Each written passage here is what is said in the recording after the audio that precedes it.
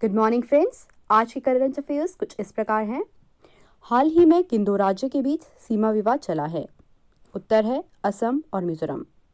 असम असम की राजधानी दिसपुर, सबसे बड़ा शहर गुवाहाटी, मुख्यमंत्री हिमंत बिस्वा शर्मा, राज्यपाल जगदीश मुखी। मिजोरम मिजोरम की राजधानी आइजोल, सबसे बड़ा शहर आइजोल, मुख्यमंत्री जोरामथंगा, राज्यपाल पीएस श्रीधरन पिल्लई। हाल ही में किस राज्य में रामानुजाचार्य की मूर्ति स्थापित की जा रही है? उत्तर है हैदराबाद। भारत में पहली बार समानता की बात करने वाले वैष्णव संत रामानुजाचार्य स्वामी के जन्म को 1000 साल पूरे हो चुके हैं।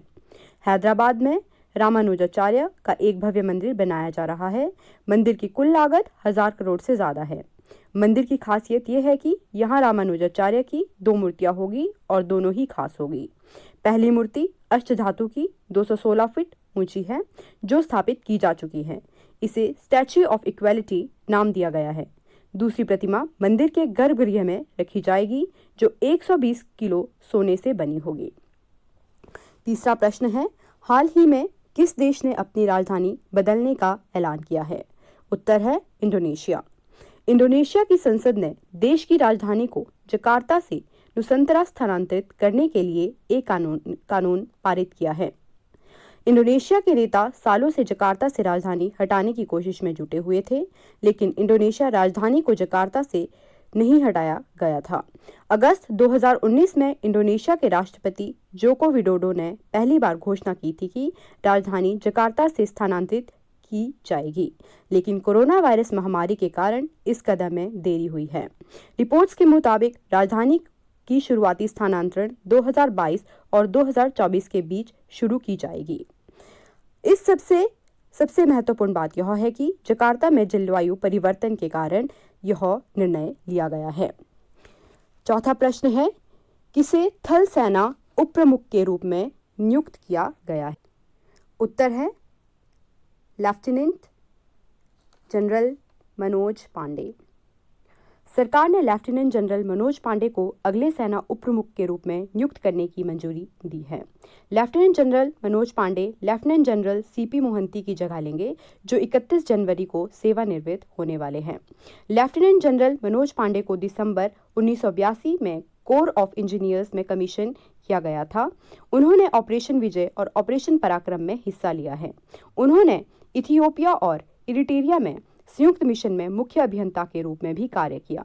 जनरल विपिन रावत की हेलीकॉप्टर दुर्घटना में मौत के बाद से चीफ डिफेंस स्टाफ का पद अभी भी खाली है।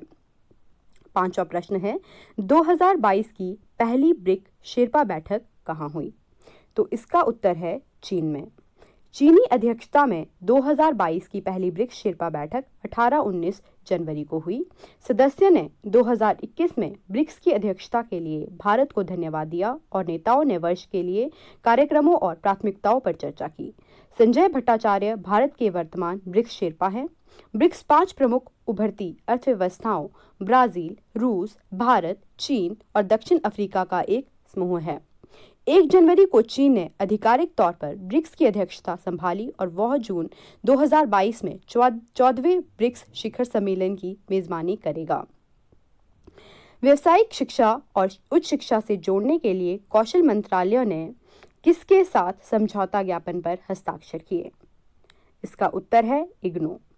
कौशल विकास और उद्यमिता मंत्रालय ने व्यावसायिक पाठ्यक्रमों और प्रशिक्षण को उच्च शिक्षा से जोड़ने के लिए इग्नू के साथ एक समझौता ज्ञापन पर हस्ताक्षर किए हैं। इस एएमयू का प्रमुख उद्देश्य भारत के व्यावसायिक और तकनीकी प्रशिक्षण ढांचे को मजबूत करना और भारतीय युवाओं के लिए काम के अवसर पैदा करना है। ज्ञापन पर 10 साल के लिए हस्ताक्षर किए गए हैं और आपसी समझौते पर नवीनीकरण के अधीन है। राष्ट्रीय कौशल प्रशिक्षण संस्थानों, औद्योगिक प्रशिक्षण संस्थानों, प्रधानमंत्री कौशल केंद्रों से जुड़े प्रशिक्षु इस कार्यक्रम के मुख्य लाभार्थी होंगे। उच्च शिक्षा प्राप्त करने के लिए प्रशिक्षुओं को इग्नू के 3 वर्षीय डिग्री प्रोग्राम में शामिल होने का मौका मिलेगा। फाइजर के प्रमुख अल्बर्ट बोला ने कोविड-19 वैक्सीन विकसित करने के लिए किस पुरस्कार से सम्मानित किया गया है? इसका उत्तर है जेनेसिस पुरस्कार। फाइजर के मुख्य कार्यकारी अल्बर्ट बोला ने कोविड-19 वैक्सीन विकास में उनके प्रयासों के लिए प्रतिष्ठित जेनेसिस पुरस्कार जीता। अल्बर्ट बोला को एक ऑनलाइन अभियान में सबसे अधिक वोट मिले, जिससे 71 देशों के 2 लाख से अधिक लोगों ने भाग लिया। फाइजर का टीका संयुक्त राज्य अमेरिका और यूरोप में आपातकालीन उपयोग के लिए अनुमोदन प्राप्त करने वाला पहला टीका था। अल्बर्ट बोला ने अपना पुरस्कार होलोकॉस्ट पीड़ितों की स्मृति को सुरक्षित करने के लिए समर्पित परियोजनाओं को दान कर दिया। जेनेसिस पुरस्कार इसे 2014 में लॉन्च किया गया था। यह जेनेसिस प्राइज फाउंडेशन और यहूदी एजेंसी के अध्यक्ष कार्यालय द्वारा दिया जाता है।